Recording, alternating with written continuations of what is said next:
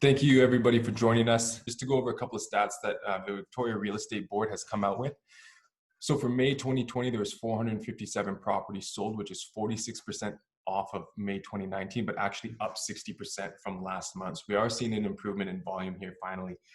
The benchmark for single family dwelling is 885,500, which is up $22,500 of May 2019 and up about $600 of April last month. Condo benchmark is 534,300.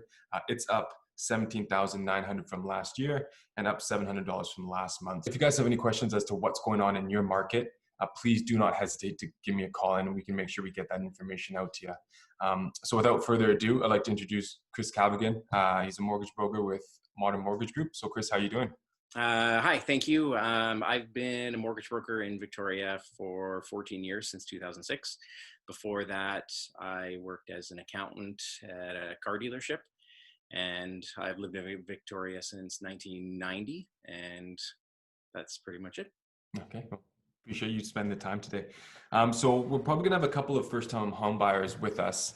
So if you just want to give a kind of a brief description of what's the difference between an insured mortgage and an uninsured mortgage, and what are you seeing that's more common? Sure. So there's actually three types of mortgages. There's insured, insurable, and uninsured.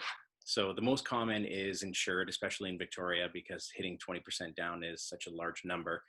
And insured means that you are paying the CMHC premium, or the other two insurers, Genworth and Canada Guarantee. So insured means that you're paying the premium. If you have less than 20% down, you have to pay the premium. The next is insurable, and that just means that you're following all the rules that CMHC has given out, but you're not paying the premium.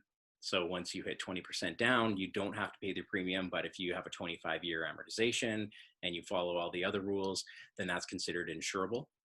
And then lastly is uninsured, and that is any mortgage that doesn't fall within CMHC's guidelines. So that means a 30-year amortization, a refinance. CMHC is not insuring refinances right now. So anytime you're taking more funds out of your equity, that's considered a refinance and uninsurable. You kind of explain as to what exactly CMHC is doing with their underwriting policies?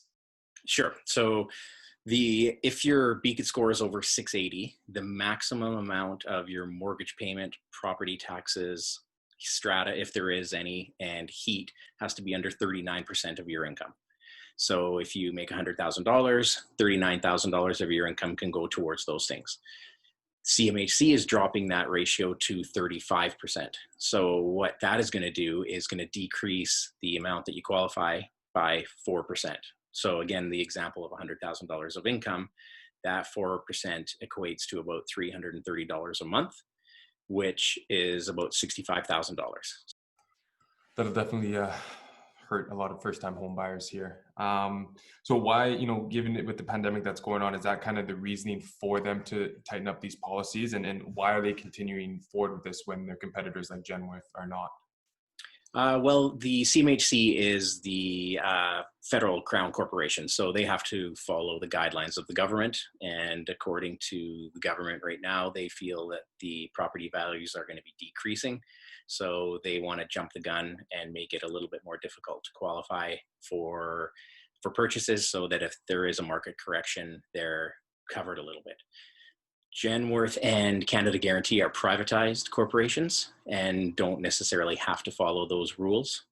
And they may eventually, because there's been other instances, say for rental offsets, CMHC cut those back a few years ago. Genworth and Canada Guarantee didn't follow right away, but eventually did. There are also some changes that CMHC has made over the last, since I've been doing this 14 years, where they made a change and then gone back to it because no one else did. So it's going to be up to, I think, Genworth and Canada Guarantee to see if they're going to follow the rules. Okay. So at this point, if somebody's ratios are 37% and it doesn't work with CMHC, then we can request the lender to use Genworth or Canada Guarantee. So you first-time buyers still do have that option of going a little bit higher until Genworth or CMHC changes their rules. Chris, I appreciate your time.